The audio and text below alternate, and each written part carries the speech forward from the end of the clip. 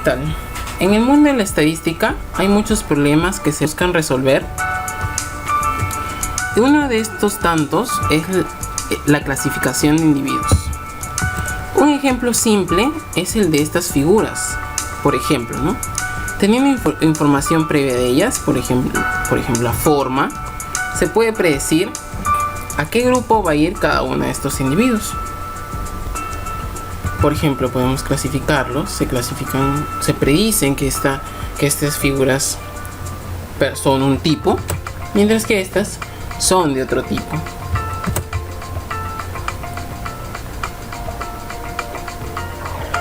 Otro ejemplo más complejo y de la vida real es el hecho de predecir a qué tipo estos individuos, a qué tipo de nivel socioeconómico pueden ir. Puede ser nivel socioeconómico A, B o C, y se predicen a partir de variables que se han recolectado previamente. Para poder cumplir con esta tarea se utilizan muchas herramientas, y una de estas, la cual voy a explicar, es máquina de soporte vectorial para clasificación multiclase. Mi nombre es Levi Ayrton Walter Chávez Valderrama y soy de la Universidad Nacional Agraria La Molina. Bienvenidos.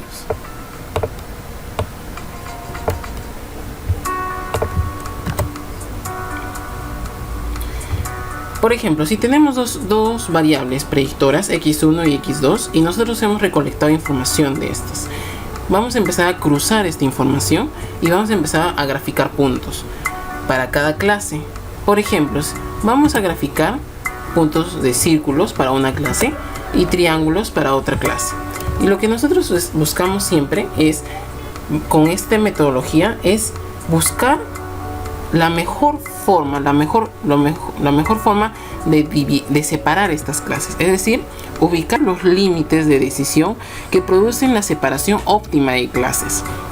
Para lo cual se puede graficar una recta, pero puede ser esta, o puede ser esta, o puede ser esta. Puede ser mucho, y hay una infinidad de rectas que separan bien estas clases. A estas rectas se le llaman hiperplanos, que son un subespacio unidimensional que tiene una ecuación. En este caso, este hiperplano es una recta porque tenemos dos dimensiones, pero si tendríamos una variable predictora x3, entonces ya no sería una recta, sería un plano en 3D. Al momento que nosotros reemplazamos los valores que tienen nuestras variables predictoras de un nuevo individuo, este va a obtener un valor en este modelo. Este valor puede ser 0 si el punto que nosotros se encuentra sobre el hiperplano, o menor a 0 o mayor a 0.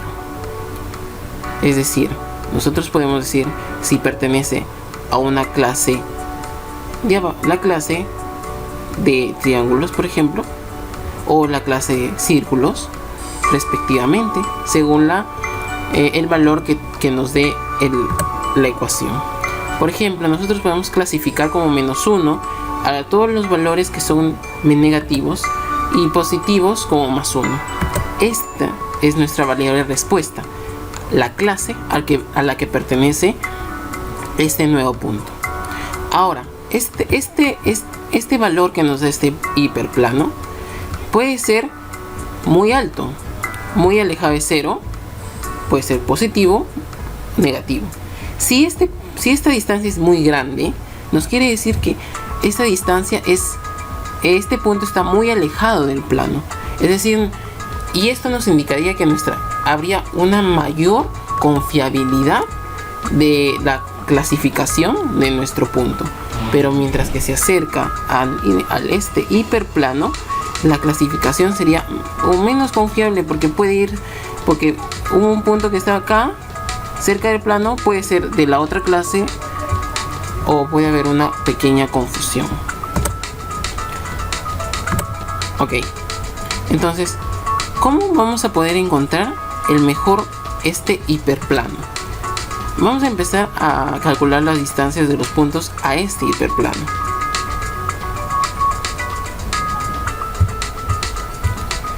distancias perpendiculares de todos los puntos más cercanos a este hiperplano. Y vamos a empezar a registrar cuáles son los puntos que son más pequeños, las distancias más pequeñas. Igual lo hacemos para este hiperplano, para el otro hiperplano, y así sucesivamente para todos los posibles hiperplanos que nosotros encontremos. Ok. Teniendo todos nuestros puntos, entonces encontramos finalmente el plano que mejor separe, nuestro hiperplano que mejor separe. ¿Y cuál va a ser este? Va a ser el hiperplano que todas estas distancias mínimas que hemos tenido, que hemos escogido, que hemos registrado en cada una de estas, de todas estas distancias vamos a sacar cuáles son las distancias máximas. Entonces vamos a tener que estas distancias, de todas estas distancias mínimas, la máxima distancia es la que me va a determinar el mejor hiperplano. Estas distancias que se tiene en el hiperplano a los puntos más cercanos tienen el nombre de margen, y estos puntos son los que me van a determinar la ubicación de este hiperplano, porque tienen la máxima menor distancia. Ok, entonces así clasificamos nuestros individuos y tenemos nuestro margen. Esta es la margen, esa es la distancia a estos puntos. Ok, ahora a este tipo de clasificador se llama el clasificador de margen máximo, no se le llama un máquina de soporte vectorial. Este hiperplano se le llama el hiperplano de margen máximo, que es el más alejado de los puntos, y las observaciones que determinan el ancho del margen, como hemos dicho, y la ubicación de este hiperplano son los vectores, son los llamados vectores de soporte. Pero ¿cómo se obtiene este hiperplano? Siempre se maximiza el margen que se obtiene, siempre se tiene esa idea, sujeto al hecho de que la suma al cuadrado de los coeficientes de la ecuación del hiperplano sean iguales a 1. Nosotros tenemos esta ecuación de nuestro hiperplano, y al multiplicarlas por nuestra respuesta que nosotros tengamos, que puede ser más 1 o menos 1, hacemos que esta sea la distancia al hiperplano de cualquier punto, y esta distancia sea positiva, y se busca que esta distancia sea siempre mayor al margen. ¿Con el fin de qué? De garantizar que cada observación esté en el lado correcto del hiperplano. Ok, tenemos estas observaciones, tenemos nuestro mejor margen, nuestro mejor hiperplano, mejor dicho. Pero ¿qué pasa si aparece una nueva observación? Por ejemplo, una observación que es de la clase es de la categoría de círculos de la clase, y trazamos nuevamente un nuevo hiperplano, y este hiperplano va a cambiar totalmente, va a cambiar de la forma inicial que tenía. Entonces estos hiperplanos dependen demasiado de los vectores de soporte que se tienen. Es decir, que hay un sobreajuste del hiperplano con respecto a los datos de entrenamiento, el data training. Tenemos inicialmente esta clasificación, pero ahora tenemos estas observaciones. Pero lo que vamos a hacer para que no haya este sobreajuste y este cambio tan brusco de la ecuación de nuestro hiperplano es que el margen que teníamos inicialmente sea grande, así teniendo en cuenta un criterio de clasificación, de mala clasificación de cierta cantidad de puntos. Y hacemos nuevamente esta clasificación.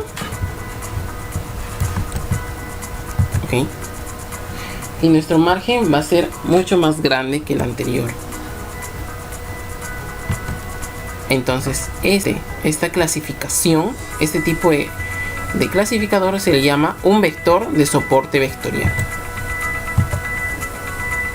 que se tiene que considerar algunos parámetros. El parámetro de costo, que es el que hemos señalado, que es el parámetro de tolerancia a clasificar algunas observaciones de una manera equivocada. Y una holgura, que es el parámetro que estima la ubicación de las observaciones al hiperplano. Entonces nosotros tenemos que tener en consideración cuál es este valor del parámetro que se puede estimar utilizando distintos métodos como cross validation y obtener un mejor costo, mejor límite de tolerancia, de tal manera que haya una mejor clasificación. Ahora, ¿cómo se obtiene este? Se busca maximizar el margen sujeto a esta restricción y que las distancias sean mayores o iguales al margen, al tamaño del margen, por 1 menos este E.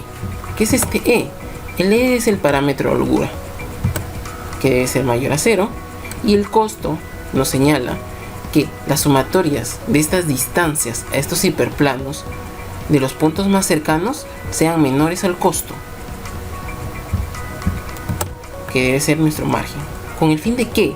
De garantizar que las observaciones que están fuera del margen estén en el lado correcto del hiperplano. Ok, entonces, ¿qué pasa si tenemos mayor cantidad de observaciones donde hay mayor dispersión en los datos? Entonces ya debemos pasar a criterios un poquito más complejos, como por ejemplo empezar a trazar planos no lineales, y nuestros márgenes también serán no lineales. Entonces, ¿cómo convertimos un clasificador lineal a uno no lineal? Esa es una pregunta que hay que ponernos a analizar. Igual que en regresión simple, en regresión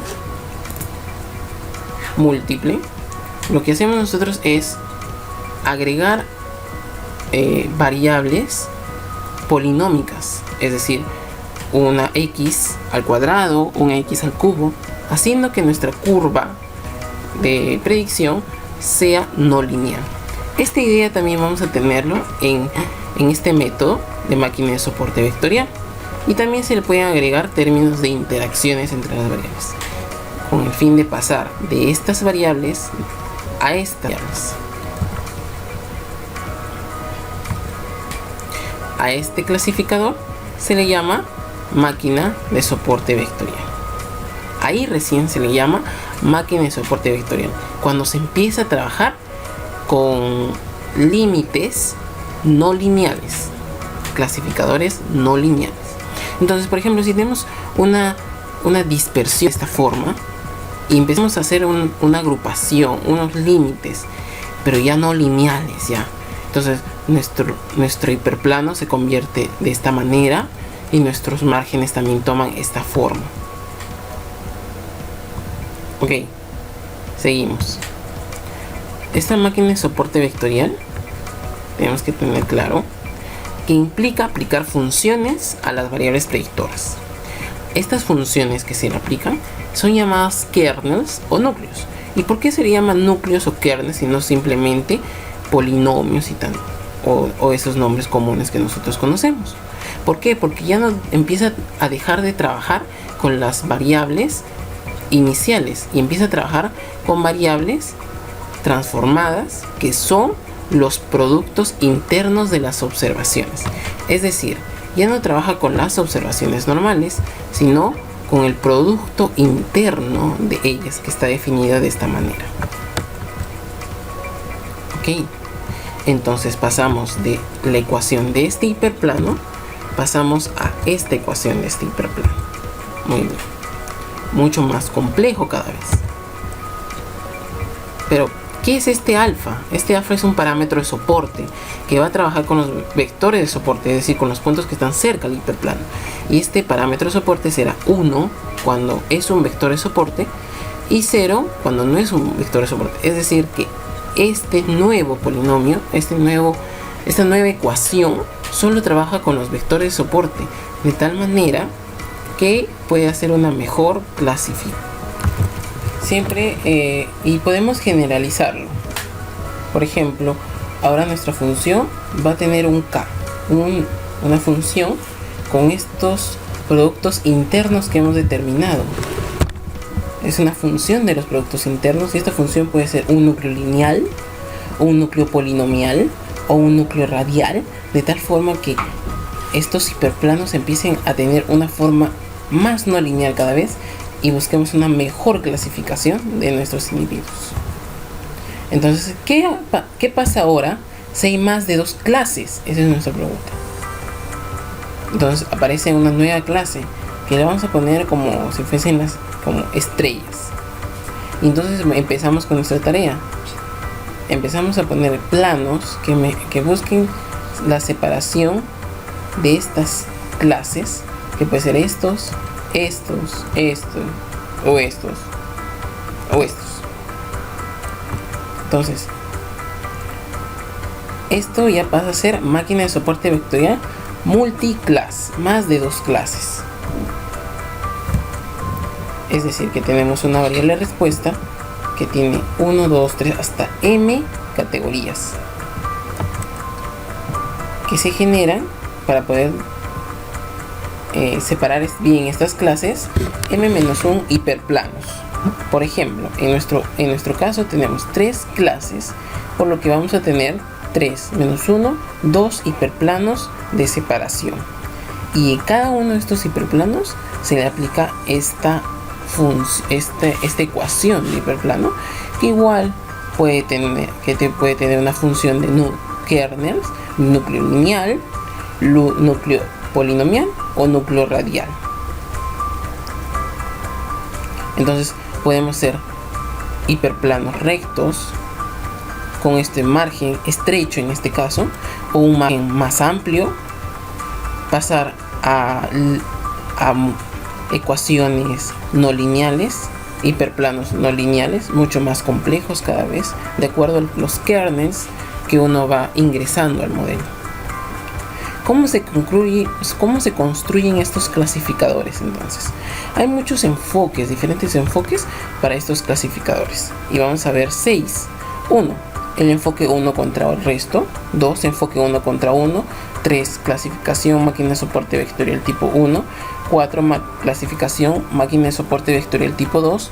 5. Función objetivo multiclass. Y 6. El enfoque basado en gráficos acíclicos dirigidos a la decisión. Cada uno tiene su forma de procesar los datos, sus peculiaridades y sus deficiencias también. Empezamos. 1. El enfoque 1 contra el resto. 1 contra el resto. Tenemos nuestra variable a predecir que tiene 1 hasta m clases y se van a crear m clasificadores binarios. Ojo, de máquina de soporte vectorial, donde cada clasificador está capacitado para distinguir una clase de las restantes. Si hay m clases, se construirán m clasificadores. La salida final es la clase que corresponde a la máquina de soporte vectorial con el margen más grande. Pero la deficiencia que tiene este enfoque es que los tamaños de muestra de entrenamiento serán desequilibrados y mezclan demasiado las clases. Vamos a ver cómo funciona. Por ejemplo, primero consideramos los círculos y las demás clases como una clase diferente. Entonces empezamos a separarlas como si fuesen dos clases nada más. Ya, es decir, por pares de clases. Buscamos el hiperplano que mejor separe. Luego de las tres clases vamos a coger la estrella frente a los demás. Ya está. Entonces empezamos a buscar los hiperplanos que mejor separen estas dos clases. Ahora vamos finalmente con los triángulos. Ponemos todo lo demás de otra clase y empezamos a separar de la mejor forma con los hiperplanos y los kernels más adecuados. Y al final de todo ese proceso se quedan con los hiperplanos que mejor clasifican la variable a predecir. El segundo enfoque, 1 contra 1. Tenemos nuestra variable predictora y en este método se crean clasificadores de máquina de soporte vectorial para todos los posibles pares de clases. Por lo tanto, para las m clases habrá clasificadores binarios. El número de clasificadores creados por este método es generalmente mucho mayor que el método anterior, que se puede calcular como la combinatoria de la cantidad de clases, que sería m con 2, combinatoria de m a 2. Es decir, ¿cómo funciona este enfoque? Empezamos quitándole la clase de círculos y solo nos quedamos con este par de clases y buscamos los mejores límites de separación. Puede ser estos o estos. Luego de los tres le quitamos las estrellas y trabajamos con los círculos y triángulos. Y igual, buscamos los mejores límites. Y finalmente borramos los triángulos y trabajamos con círculos y estrellas. Y al final nos quedamos con el mejor hiperplano que separe de la mejor forma las tres clases.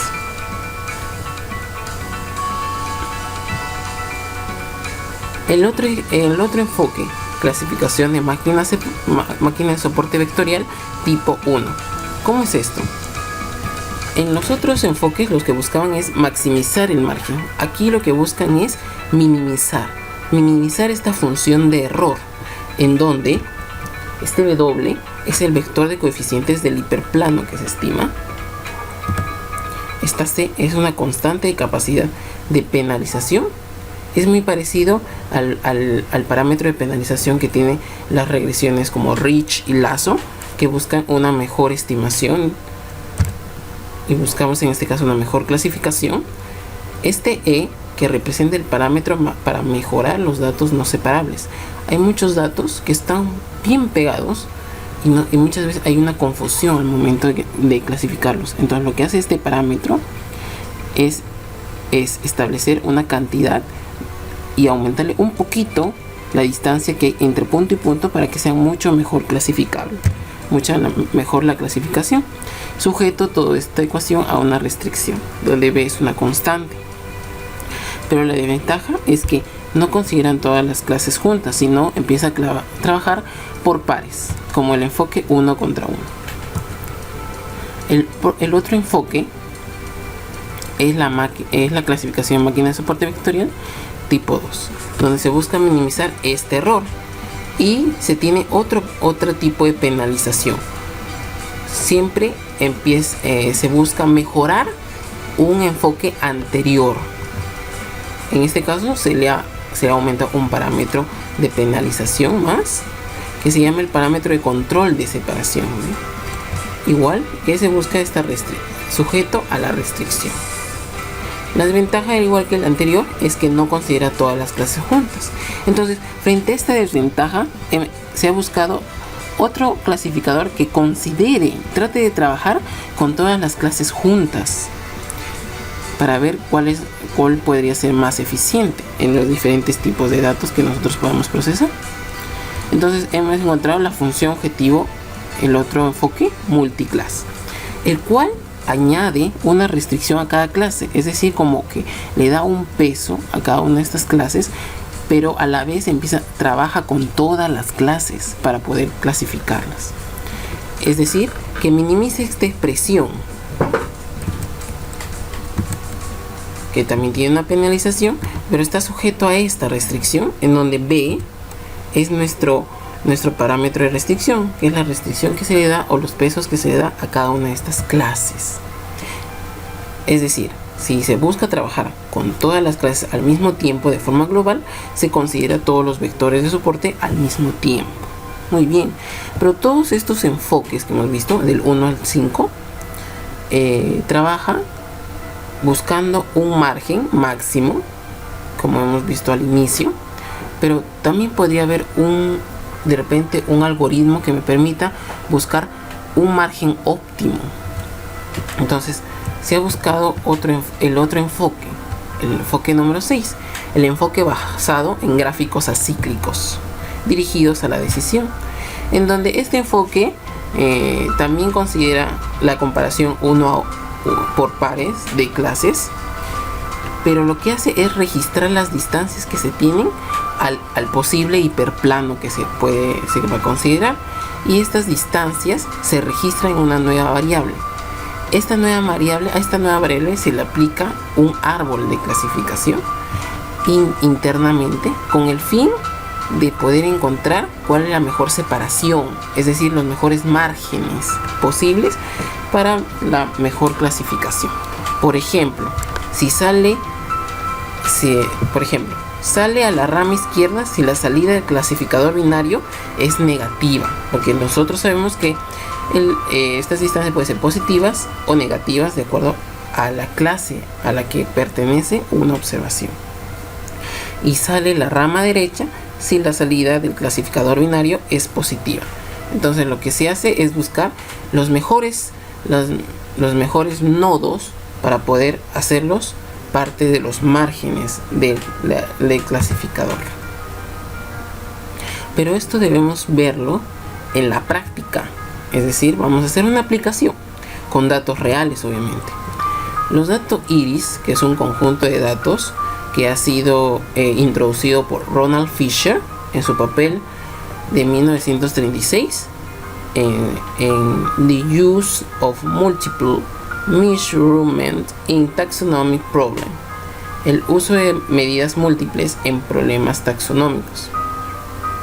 El conjunto de datos contiene 50 muestras de 3 especies de flores llamadas iris. Son iris setosa, iris virgica y iris versicolor. Cada uno tiene características peculiares, pero se ha recolectado de estas 4 variables predictoras: el largo del sépalo, el ancho del sépalo, el ancho del pétalo y el largo del pétalo. Para el análisis de toda la data, que está compuesta por el 100%, aunque serían 150 individuos, se ha trabajado con un data training y un data test.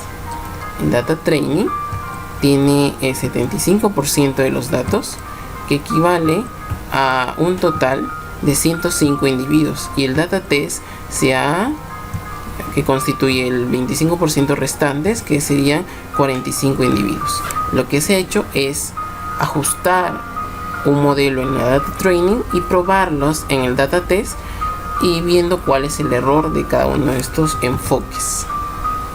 Empezamos con el primer enfoque 1 contra el resto, el cual se realizó una función en R y nos dio un error de 0.4.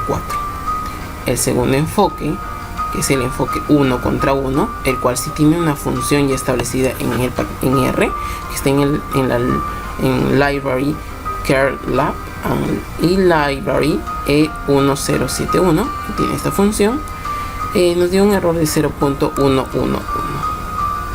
El siguiente enfoque es el enfoque de clasificación en máquina de soporte vectorial tipo 1.